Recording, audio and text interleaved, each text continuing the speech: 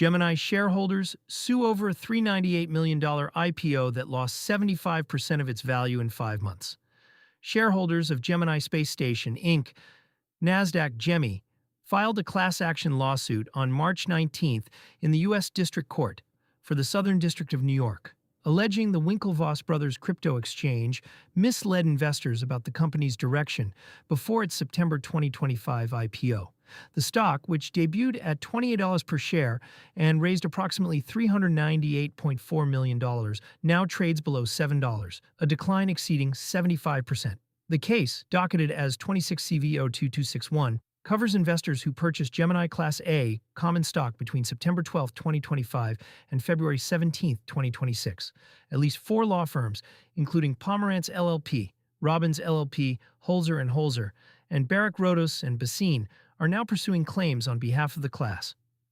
What the IPO documents promised versus what happened. The core allegation is straightforward. Gemini's offering documents told investors the company was predominantly focused on expanding exchange platform via increased MTUs.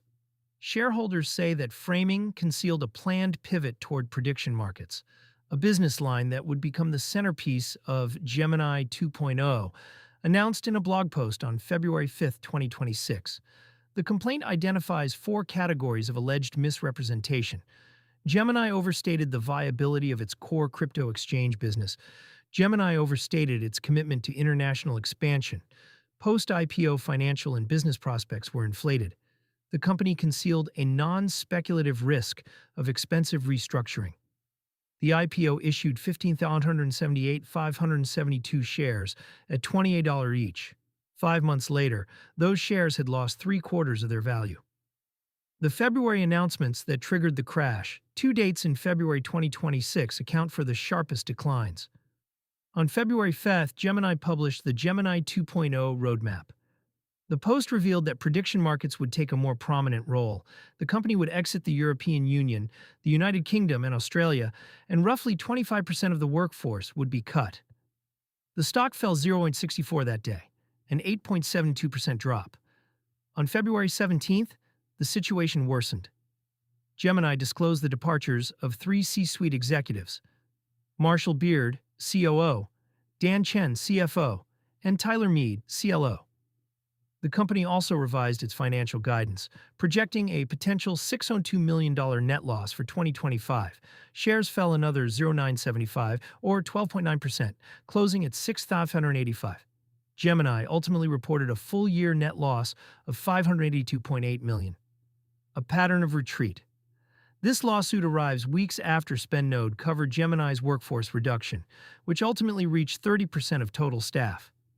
The February restructuring was not a one-time adjustment, but part of a broader contraction that saw the exchange abandon 3 major markets simultaneously. For crypto card users, the international exit is the most relevant detail. Gemini's credit card and Solana edition were already US-only products, issued through WebBank on the MasterCard World Elite network. The EU-UK Australia withdrawal does not directly affect existing cardholders, but it narrows the exchange's revenue base and raises questions about the long-term stability of a company now facing both shareholder litigation and a shrinking geographic footprint. The legal road ahead securities class actions following IPOs are common, but the speed here is unusual. The offering was in September 2025. The first corrective disclosure came in February 2026. The lawsuit was filed in March. That is a 6-month arc from IPO to courtroom, compared to the 12-18 months typical of post-IPO securities cases. The class period deadline is May 18, 2026. Investors who purchased Gemini shares during the class period can join the suit through any of the 4 firms pursuing the case. The defendants include both the company and certain officers, though the specific individuals named beyond the company itself have not been fully disclosed in the public filings reviewed. Given the COO, CFO, and CLO all departed in February, the question of who remains to defend the company's pre-IPO disclosures adds another layer of complexity. What this means for Gemini cardholders. Gemini's card program operates through WebBank, not through Gemini's balance sheet directly. card rewards up to 4% in crypto, with the Solana edition offering auto staking at approximately 6% yield on SOL rewards, are funded by interchange revenue, which is standard for co-branded credit cards.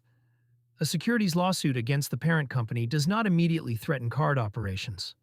That said, counterparty risk is real.